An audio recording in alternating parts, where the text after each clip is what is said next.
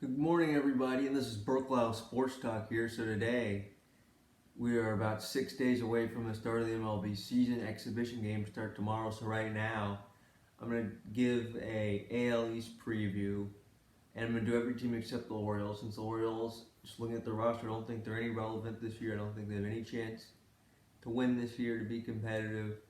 They are very likely to finish in last place, and maybe they could be an interesting team to talk about, say, next spring. All right, let's get to it. I'm going to talk about teams in order of where I think they'll finish in the division. Okay, so you have the Yankees. And this is an interesting Yankees team. They've won 100 games the last 2 years with Aaron Boone as their manager. And that resulted in a first-round loss to the Red Sox. And then last year they lost in 6 games to the Astros on a heartbreaking Jose Altuve walk-off home run. And already this team is short-handed. Since you heard back in spring training, I mean, I did a video way back in February. Luis Severino has needed Tommy John surgery, so he will miss this year. So right now, I kind of want to go through their roster. So, and their pitching rotation. In comes Garrett Cole. Yes, Garrett Cole, the last 2 years in Houston, had over 300 strikeouts in each season. I'm shocked he never won a Cy Young award. Definitely deserved to win one. Would have won one last year if you put Justin Verlander in the National League. You bring in Garrett Cole, a true number one ace, and that is one thing. I mean, just saying the Yankees have been in the playoffs 4 times over the last 5 years. And Severino at times has been an ace pitcher, but other times may not. Has been really hurt. It's basically been hurt the last 2 years. Tanaka, they thought they were getting an ace initially. James Paxton, at times looked like an ace in Seattle. This is the first time we truly have a dominant Cy Young candidate who can win a Cy Young award. And that's what we've seen out of Garrett Cole. This is Garrett Cole coming into New York now. That's the number 1 star. Maybe they need to win the World Series. And then number 2, you have James Paxton, who again I talked about has dominant moments in Seattle. Was very good at times last year as well, but has also battled injuries. And then you have Tanaka, who is coming back from an injury right now. Got hit in the head with a line drive. That was about a couple weeks ago now. And well, I heard he might throw a limited amount of pitches in inter-squad scrimmage, so his 3rd spot coming in the rotation. So if he could start, say, 9 days from now against the Nationals, or even maybe the next series, maybe we'll be able to pitch. But again, starting pitchers will be limited this year. Getting hit with a line drive, and granted, I've never felt that experience before. I don't know, but my guess is, like with a lot of injuries, like if you're hit in the face or have some sort of scary traumatic injury, then it may take a while to come back. So maybe when Tanaka's on the mound, maybe it's hard not to think about the possibility of getting hit by a line drive. Maybe it's harder to focus. So could that affect him early on? Maybe it does. Or maybe forget about it and move on. I don't know. So next up is J.A. Happ.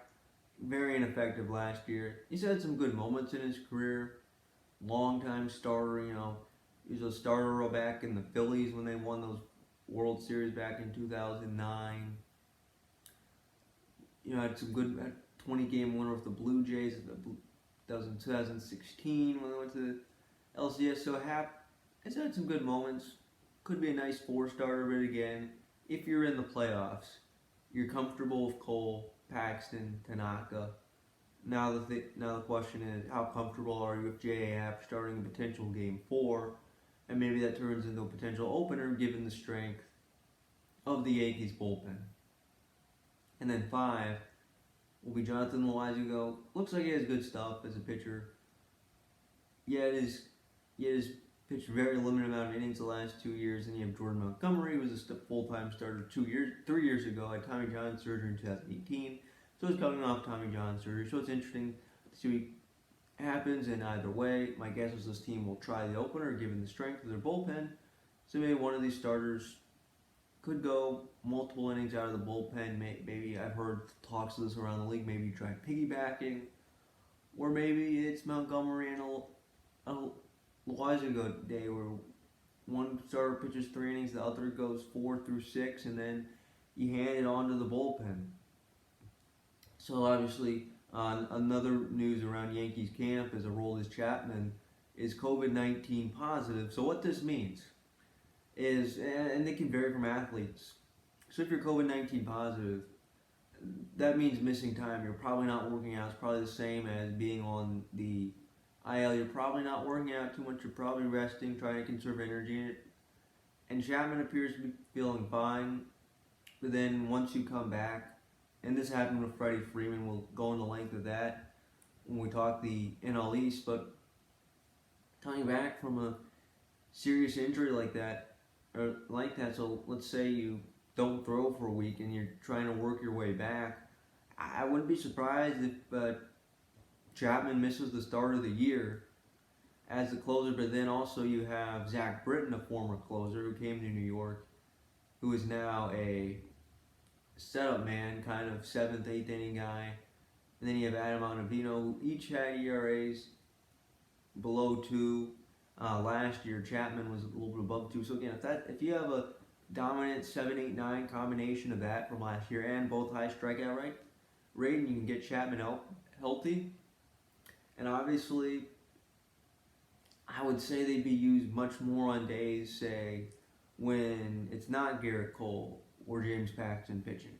They might be useful, say, on days when there's the back end of the rotation.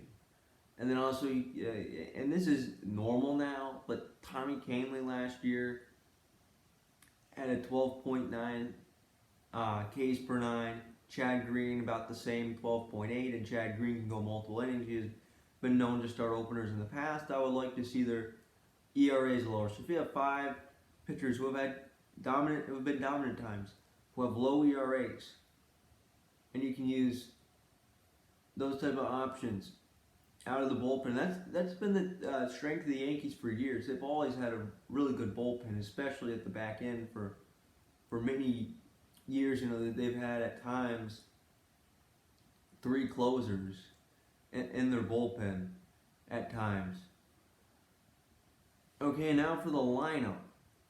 Healthy seasons from Aaron Judge and Giancarlo would be ideal. Aaron Judge is still battling injuries right now. You know, he had an injury back in spring training where it appeared he had missed the start of the season. Still don't quite know if he'll play opening day, but Aaron Judge's battled injuries the last 2 years. Giancarlo basically missed all of last year. And that's been a theme for Giancarlo Stanton. And this is not new. He's battled injuries throughout his career. He went on the IL pretty much every year in Miami at some point or another. And then you're also bringing back Miguel Andujar at 23 home runs as a rookie in 2018. Missed basically all of last year with an injury. Played a little bit in April, I think, then tried to come back again in May and couldn't do it. And this is a team, if you can be healthy with Judge, healthy with Stanton, you're playing 60 games. Last year they hit 300 home runs. This is a team that can hit 100 home runs in a 60-game season. And then you're also bringing back another piece to keep an eye on is Gleyber Torres, who will get to play the Orioles a lot this year. Hit 38 home runs last year. And this would have been a big year to build on. Doesn't have a full season this year, but still. What if you could hit 15 home runs or something in this stretch? So again, I think the Yankees will hit a lot of home runs. Cole, Paxton, Tanaka, I think that is a good enough 1, 2, 3. Imagine if you did have Severino, that'll be something to have next year. Plus the back end of the bullpen. The Yankees are favorites to win the East. Now the question is, can they win title 28 this year? So the next team I think is going to finish in 2nd place. And the Rays last year won 95 games. It took the Astros to 5 games. But what it was, and I talked a lot about this last October, is they just didn't have enough starting pitching to win in October last year. It just caught up to them. I think they were too bullpen dependent last year. And again, they've used their bullpen a lot the last 2 years. It has been very effective. You know, they kind of invented the idea of the opener, and it has worked tremendously, winning a combined 185 games in the last 2 years. So, and this is an interesting year since, again, we're starting about 4 months late. I've heard a lot of talks of, I think the aces, the best of the best starting pitchers, can have a pretty close to normal workload early on, but there may be many other starters who may not have normal workloads. So this is the Rays rotation right now. You have Blake Snell, who again won the Cy Young 2 years ago. Last year battled injuries, was very limited in the playoffs. Couldn't go much more than 5 innings. Tyler Glasnow got out to a dominant start the first 6 weeks of the season, and then missed a lot of time, missed 3 or 4 months. Came back, was again pitching the playoffs as well last year, but again very limited starts. Glasnow also experiencing COVID-19 right now, so again trying to bounce back from that. That could be an interesting how he feels the effects of COVID-19 and trying to pitch. Charlie Morton really has turned his career around ever since going to Houston. Was basically the ace of the Rays last year.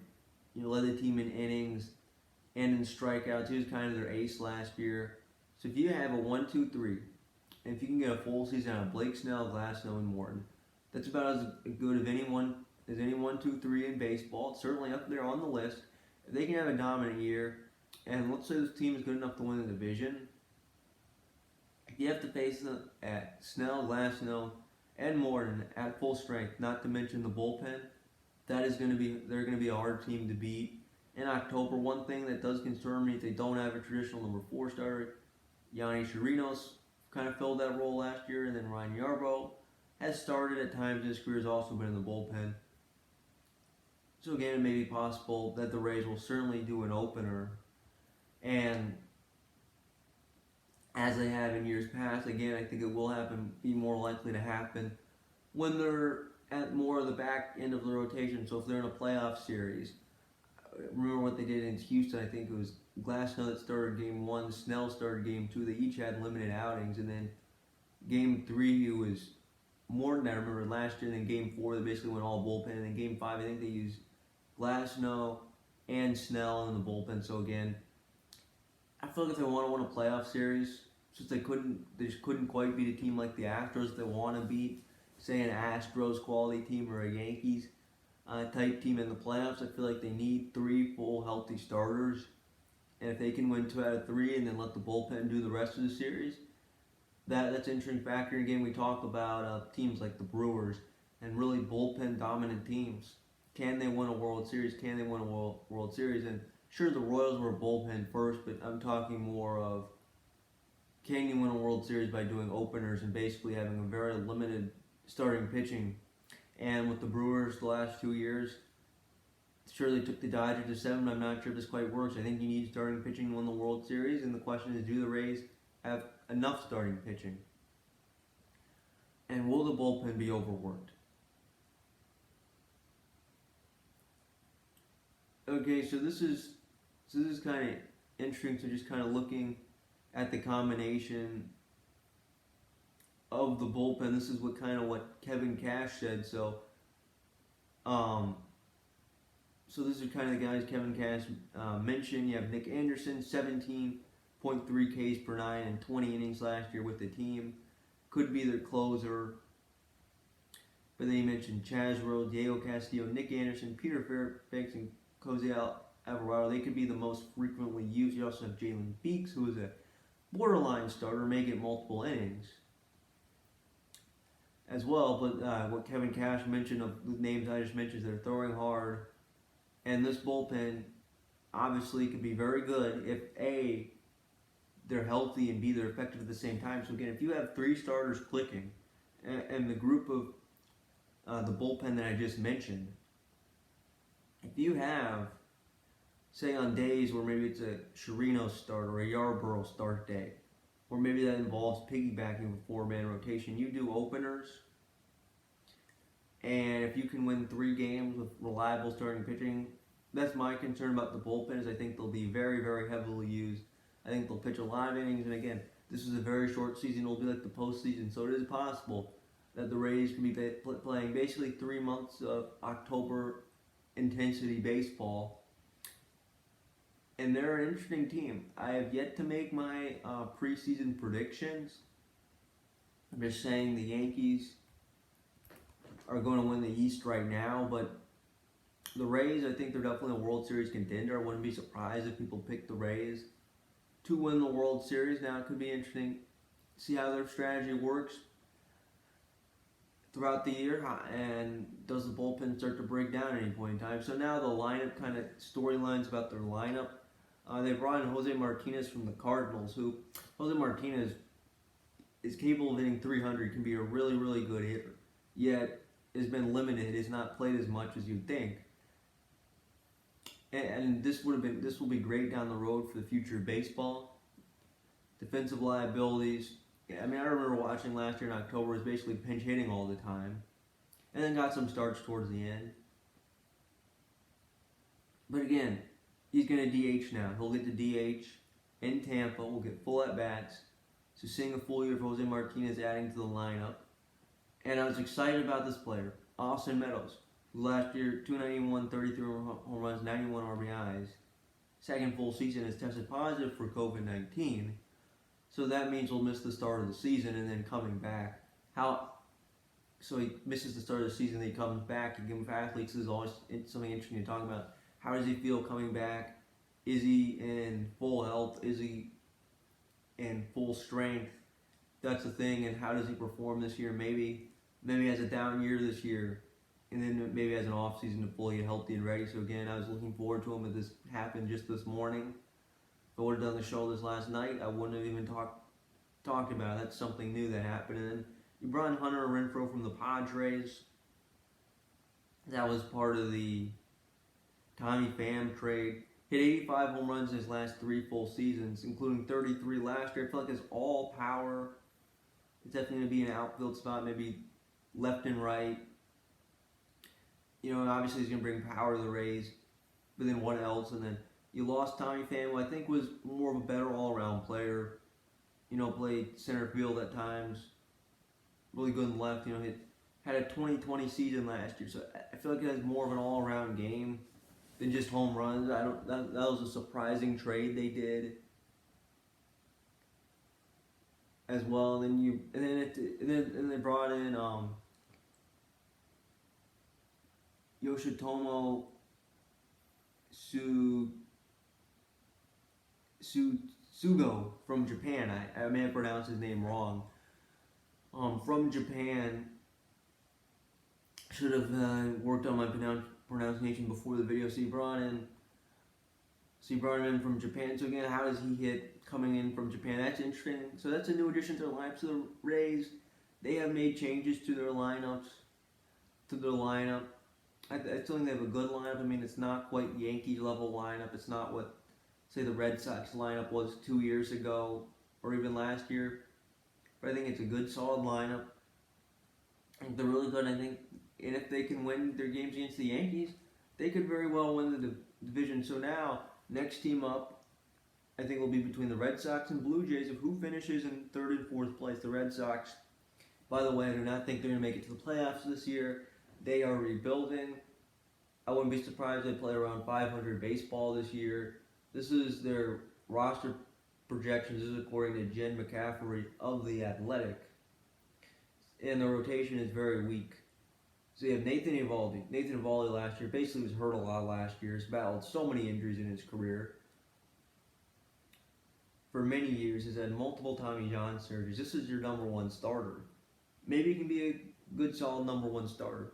Then you have Martin Perez, who really had a very up and down year in Minnesota last year. He is their number 2 starter. Then you have Ryan Weber and Brian Johnson. Both of them have been mostly out of the bullpen. So again, they're not going to go deep into games. Really, no starter they have is going to go particularly deep into games. And this mentions, I mean, you think about who was starting, who were the starting pitchers that were on the World Series team, and even just last year, Chris Sale out for the year of Tommy John surgery, which, to be honest, I'm not too surprised that Tommy John happened. I felt like it was coming. At some point, this was maybe been a good year to get it. They should expect to get Chris Sale back sometime next year. Sale's out for the season of Tommy John surgery. David Price has been traded to the Dodgers. He is opting out this year.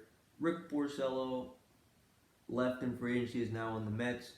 And Eduardo Rodriguez has tested positive for COVID-19. So testing positive, Eduardo Rodriguez will miss the start of the season, and maybe it'll take some time to get back and recover.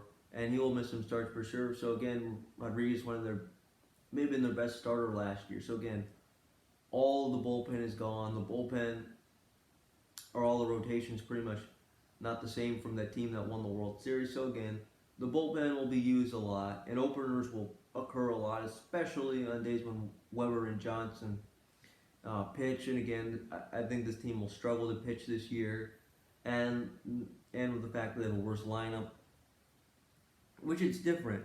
You have back, sure, Andrew Benintendi and Bogarts have been mainstays in the lineup, but then you have Rafael Devers, who hit over 300, 30 home runs, 100 plus RBIs, I think 115 last year.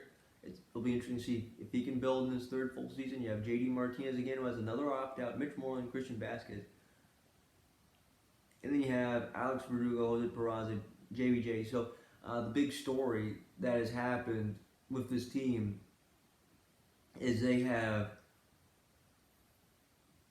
traded away they traded away Mookie Betts. That was the story of the offseason. I went at length at that back in February. That happened right after the Super Bowl. So Mookie Betts has been traded, which I think that was a sign that they may be rebuilding this year. So yes, the Red Sox are going to rebuild this year. Since again, you've lost your entire rotation. The lineup is very different. This team, who after winning the World Series, and then last year was kind of their down year, now all of a sudden, I expect another down year out of the Red Sox. I really don't think they're going to make the playoffs this year. This is probably the least amount of confidence. I mean, if you want to think about the Red Sox, I mean, you can go back and back and back. I mean, go back to the previous 3 years before this year. They made it to the playoffs each year. 2015, they opted some. Going into 2014, they just won the World Series. Maybe 2013, you thought, oh, this team is not good enough to go very deep. They won 97 games, won the World Series. 2012, coming off the collapse, maybe thought they could redeem themselves. I mean, you can go back and back to the Red Sox for so many years.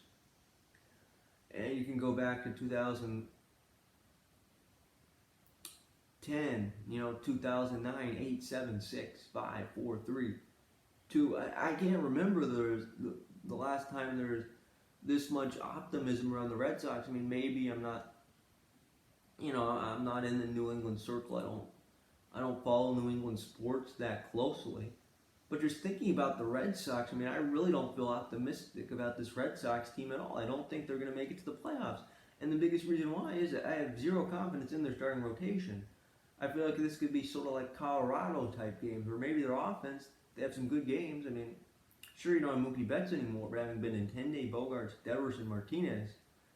And then again, the order really slips. You have Mitch Moreland potentially batting fifth. In that matter, I think they'll be involved in high-scoring games. I just don't have any confidence in the Red Sox. And again, expanded playoffs will happen hopefully in 2022. The Red Sox are going to miss the playoffs this year. Maybe they can shoot for a playoff spot next year, and then maybe they're building for 2022 and beyond. Maybe, since again they don't want to lose Mookie Betts for nothing. So I think that's what the Red Sox are building for. Maybe more in the future. I think they're kind of doing what they did kind of post 2012, where they're kind of entering a transition phase. And what we saw out of the 2019 Red Sox shows just how hard it is to try to win back-to-back World Series titles. So this is the Blue Jays. I just want to get to kind of briefly. Again, as I talked about at the top of the show, I'm not going to talk about the Orioles at all. So the Blue Jays, they've added Hyun-Jin Ryu, won the ERA title last year, 2.32 ERA.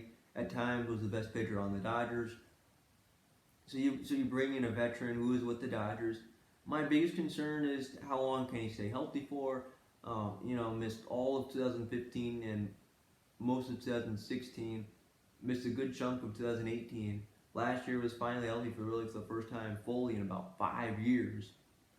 So, well, yes, you add a veteran starter in, and sure, you bring in Tanner Roark, a veteran starter as well.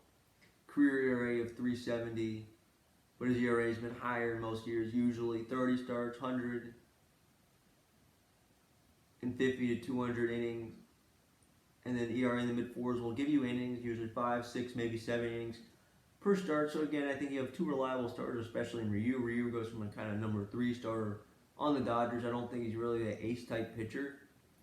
Is asked to be the ace in Toronto. So now has a bigger role leading the rotation. The rest of the rotation I'm not sure about, kind of veterans. So again, this year, pitching I don't think will be very good for the Blue Jays this year. Well, I think they could somehow surpass the Red Sox. I think that's possible. that they could surpass the Red Sox, finish in third place this year. Again, you're talking about Vlad Jr., Bo Bichette in year 2. Vlad Jr. came up last year, so did Bo Bichette. Both of them Rookie of the Year candidates last year. It could be very interesting if they could take big steps forward in year 2 and then build on that for a full season in 2021. This is a young Blue Jays team. I think there's excitement around the Blue Jays.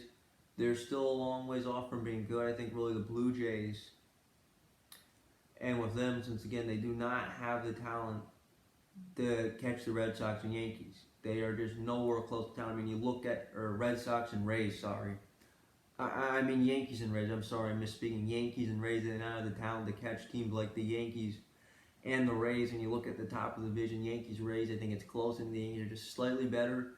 And then it drops off significantly with the Red Sox. And even on paper, the Red Sox could be better, certainly lineup-wise, than the Blue Jays. And looking at these factors, again, if the Blue Jays could have a 500 season, great. Team to watch in 2021, yes, I think they will be better in 2021. But really, with the expanded playoffs in 2022, and even without expanded playoffs, with or without, I think the Blue Jays, I think they're really looking at 2022 potentially as their year to win, as their year to put together a winning season. So again, the Blue Jays, probably the most excitement around this organization in a long time. Not to mention, you have Nate Pearson, a hard-throwing starter who maybe could add some innings this year. Maybe you see him out of the bullpen. Maybe you see him start a few games this year. I mean, I don't know for sure. Again, the Blue Jays, I think they're kind of a team that keep an eye on out. I feel like there's more excitement around the Blue Jays organization, certainly from their fan base. Because maybe the Red Sox, if you're the team, they're going to try their best to compete this year. They try to compete for a playoff spot. But I'm just saying, if you had to look at the fan bases between the Blue Jays and the Red Sox, like how do you feel about each team? This is on paper right now. I feel more exciting about the Blue Jays right now. They're probably a team I'm more interested in watching than say the Red Sox and the Orioles. They're going to finish in last place. Maybe I can talk about them next spring. I don't know, but that's what I didn't want to talk to. Okay, so this is kind of my first official prediction. I picked the Yankees to win the American League East. Thank you for listening. We'll see you next time with the NL East preview.